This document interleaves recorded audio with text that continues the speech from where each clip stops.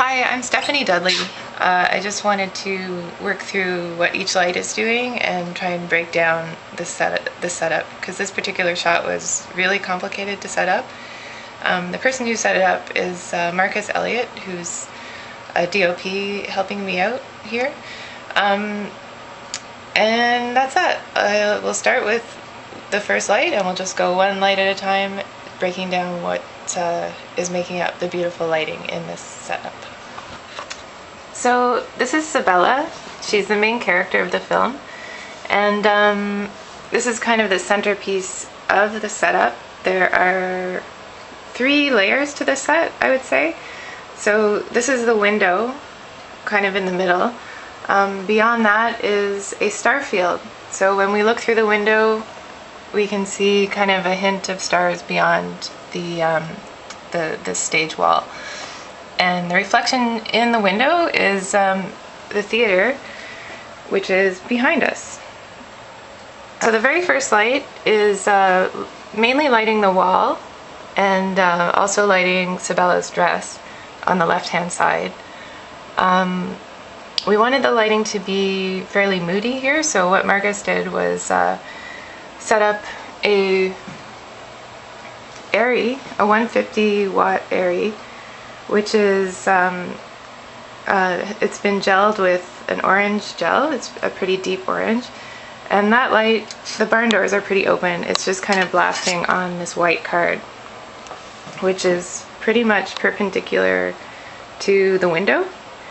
There are all these flags to try and crop the light, because the light was going everywhere on this window and wall.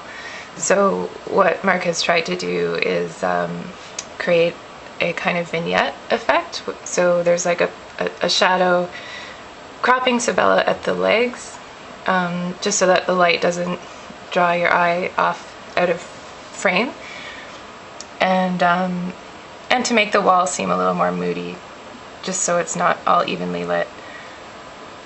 The second light in the setup is a dado light, which is way back in the corner of the room, and it's got a projector lens on it to focus the light in a pool on the window, on the front of the window, on the opposite side of where we're shooting. So what that light does is creates a nice spotlight for Sabella's face, which we can then see in the reflection in the window. And the third light in this setup is a blue gelled light that's being shone from below, and it's basically trying to create a blue mood to the front of the window. It's pretty subtle, but in the previous shot we did, we're looking at the window from this side, and Marcus cast the outside of this window with some blue light, trying to suggest the idea of moonlight, and also to contrast the orange glow of the inside of the theater. What the blue light is doing is pretty subtle from this side, but it just helps to contrast the orange glow that we had on the wall, which was the main light. And what it does is add some blue texture.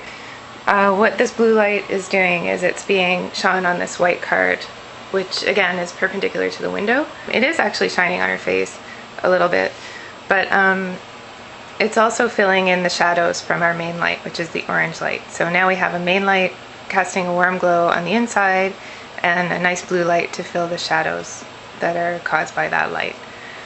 So they're kind of, this bounce card and this bounce card, which is bouncing the orange, are on opposite ends of the set, and they're kind of doing opposite things and complementing each other.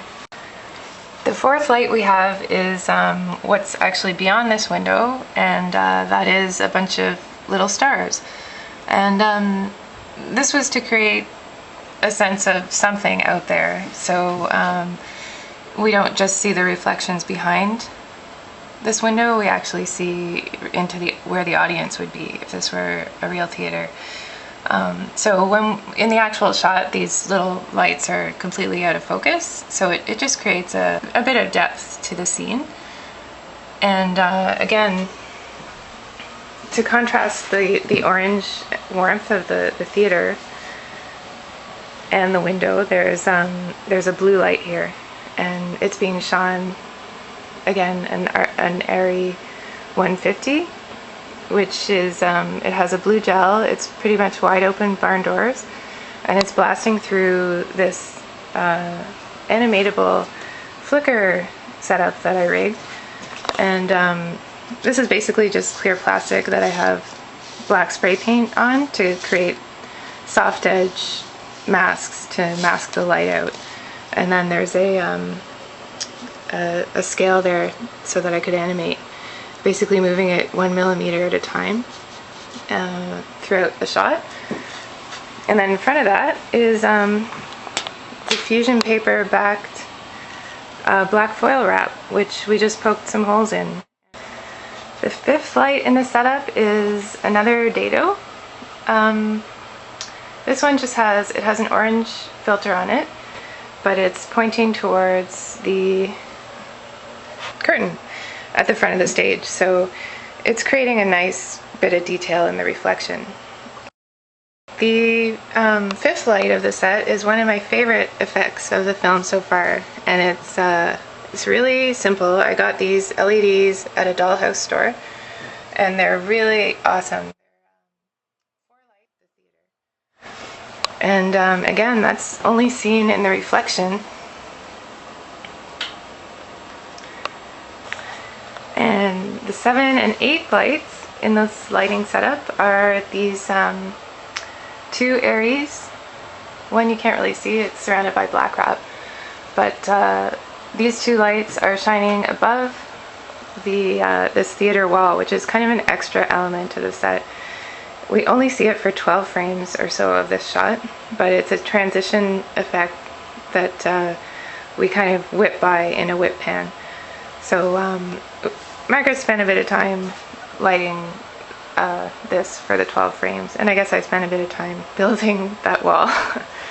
But yeah, such is the life of stop motion. That's the way it goes in stop motion. So you spend a lot of time on things that are seen for very little time.